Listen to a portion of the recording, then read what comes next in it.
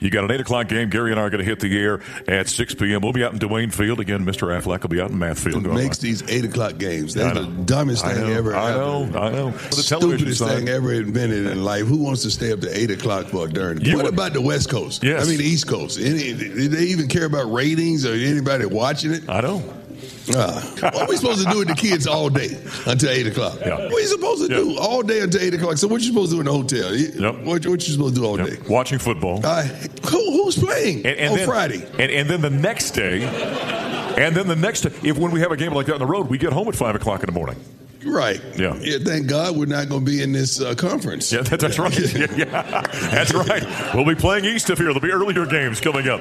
Coach Prime is absolutely right. Having these games on at 8 p.m., although it's on the West Coast, is absolutely nuts. I'm here in South Florida. I'm a Colorado Buffaloes fan. I'm a Deion Sanders fan. I'm a Travis Hunter fan. I'm a Shedeur Sanders fan. And I've got to stay up until 10 o'clock to watch a game. When they played Colorado State and I broadcast the game live and we did a little watch party, that was the game that went into a triple overtime. We were up till almost 3 o'clock in the morning watching that football game. If it weren't for diehard fans, nobody is staying up on the East Coast to watch a football game up until 3 o'clock in the morning. It's absolutely absurd. Luckily, in the future, he's not going to have to worry about it as he's moving Colorado to the Big 12, but that's been a problem with West Coast sports for a long time. I remember I loved to see UCLA play with John Wooden, and as a kid, I would sit in my bed and have to dial in radio to hear this late night game. It's insane that they don't understand in today's day and age that you gotta have a national audience. I'm sure the networks understand it. ESPN can't possibly charge the same for a 10 o'clock p.m. game as they could for a, let's say, 6 or 7 p.m. game. With the way money talks in college football these days, it seems like it would be a no-brainer for those people, the commissioners in that conference, to go ahead and say, hey, listen, we're going to move the games early.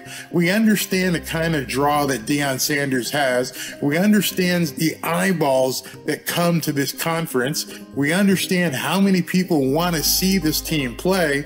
You're all going to share in the profits because they're still in the conference. Why wouldn't you make it easier for everybody to profit? Your networks, your schools, the players.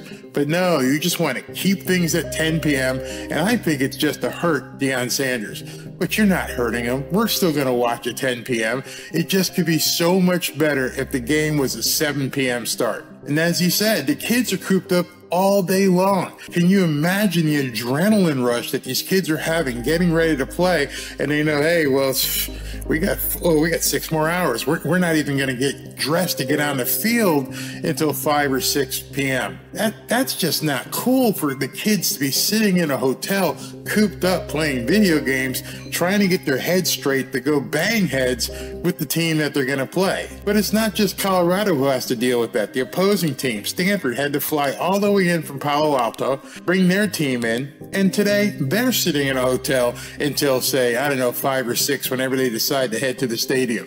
It's insane. It's not good for the schools. It's not good for the network. It's not good for the advertisers, and it's definitely not good for the players. And the biggest thing, and this is maybe why they're doing it, the biggest thing is recruiting. With so many eyeballs on Deion Sanders and the Colorado football team, that entire market, the East Coast market, who he depends upon to recruit from, may or may not see this game. I forget how many people they said are actually from Colorado, but he is pulling from the East Coast. He's pulling from Florida. He's pulling from Georgia.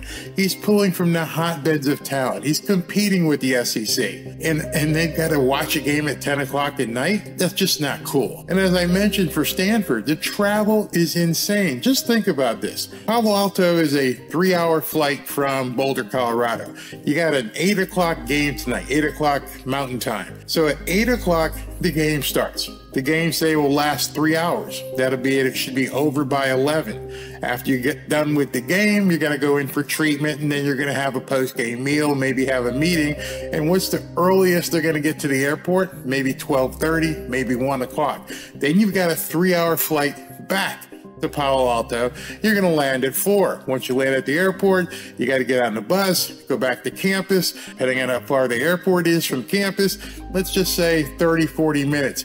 You may not get in bed until 5:30 or 6 o'clock in the morning. Tell me how that's beneficial to any student athlete, that they have to travel these kinds of insane time frames just to play a football game. Deion Sanders is 100% correct, 200% correct. He is happy he's leaving this conference.